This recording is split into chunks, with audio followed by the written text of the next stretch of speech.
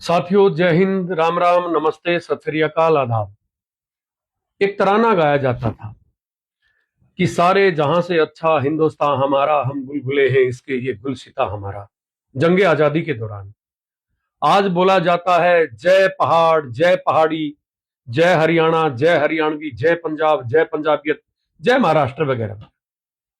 अच्छी बात है, हम अपने धर्म पे भी गर्व करें, अपने प्रदेश पे भी गर्व करें, लेकिन सबसे पहले नेशन फर्स्ट, हम अपने देश के ऊपर गर्व करें। देश की फिजाओं में जहर घोलने का काम किया जा रहा है।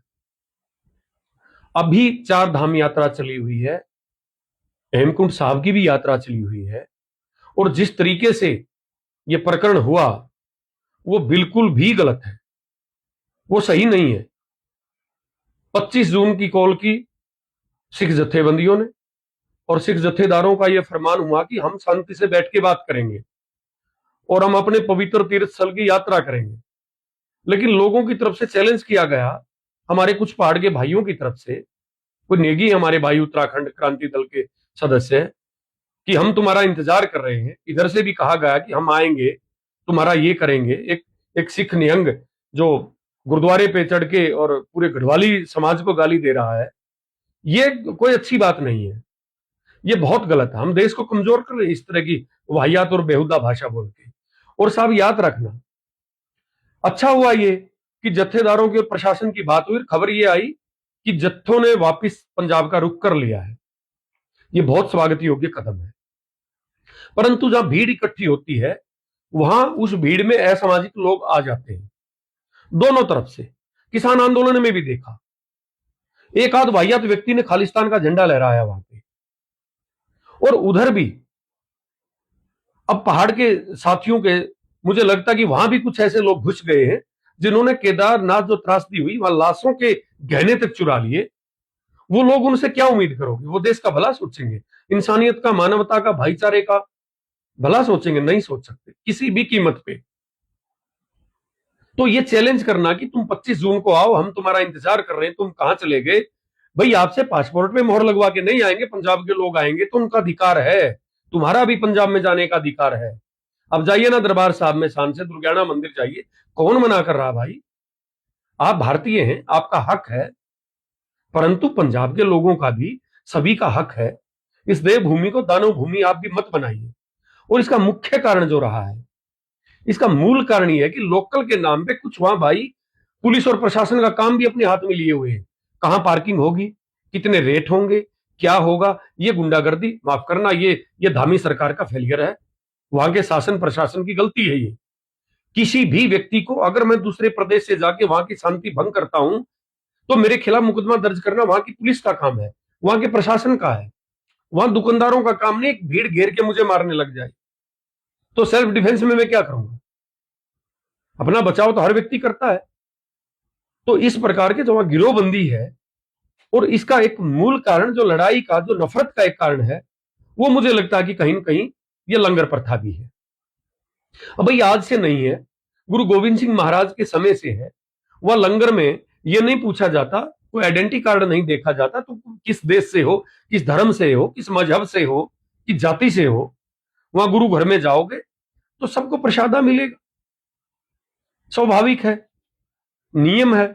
गुरु गोविंद सिंह महाराज के तो शिष्य जो भाई कन्हैया जी थे, उनका एक काम दिया था गुरु साहब ने कि तुम जो जंग में घायल सैनिक होंगे उनको पानी पिलाओगे। उनको ये थोड़ी कहा था कि तुम सिखों को ही पानी पिलाओगे। जो मुसलमान, जो मुगल सैनिक तड़फ रहे थे, उनको भी भाई कन्हैया जी ने पानी पिलाया। ये परंपरा है गुरुओं का, ये जीवन दर्शन है। तो जब एक एक प्रसादा, रोटी को प्रसादा बोलते, एक बराबर में रोटी बेची जाती है, रोटी और पानी। मैं उसको बुरा नहीं कह रहा, रोजगार है होटल का, ढाबे का। और एक बराबर में, एक फ्री में भोजन और पानी तृप्त करवाया जाता पेट भर के, तो स्वाभाविक है उसके उसके ऊपर कुठाराघात लगेगा कि भाई ये चार धाम वाले भी यहीं पे अपना प्रसादा ग्रहण कर रहे हैं, तो तुम्हारा तो होटल में दिक्कत होएगी। ये भी एक मूल कारण है। जब मुझे 20 रुपए का पानी 70 रुपए में, 80 रुपए में मिलेगा, और एक गुरुद्वारा अगर होगा, तो मैं कोशिश करूंगा, मत्था भी टेकूंगा वहां पे, श्रद्धा समान जो दान पत्र है वहां अपनी सेवा भी डालूंगा, और मैं वाणी भी सुनूंगा, और मैं वहां जो एक शांत भाव से एक भोजन है, प्रसादा है, उसको मैं ग्रहण करूंगा। तो ये भी एक मूल कारण है। तो इससे आहत होकर वो गुंडागर्दी करते हैं।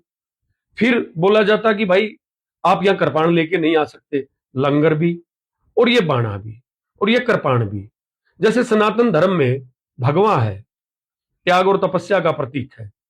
तो गुरु साहिबान ने जब विदेशी आक्रांताओं से तंग आकर उनको संतों को सिपाही भी बनाया, उनको शस्त्र भी दिया, उनको कहा कि तुम शास्त्र के ज्ञाता हो तो तुम शस्त्र के भी ज्ञाता बनो, इससे तुम देश और धर्म की रक्षा करोगे। उन्होंने गरीब और मजलूम की सुरक्षा भी की, उसके पक्ष में हथियार उठाए। वो अलग बात है कि आज कुछ एकाध भाई निहंग के रूप में इस प्रकार की ओछी बात कह देता है कि उनको महिलाओं को हम बचा के लेके आए, ये हम करके आए। तो ये इस प्रकार की जो वाहियात की भाषा है ये नहीं बोलनी चाहिए। ये मुझे लगता है कि गुरु साहिबान का अपमान है। गुरुओं ने तो त्याग सिखाया, गुरुओं ने तो तपस्या सिखाई, गुरुओं ने तो हमें शौर्य दिया, पराक्रम दिया। और कोई पहाड़ का भाई ये कहेगा घिरो बना के कि हम यहां तलवार लेके नहीं आने देंगे?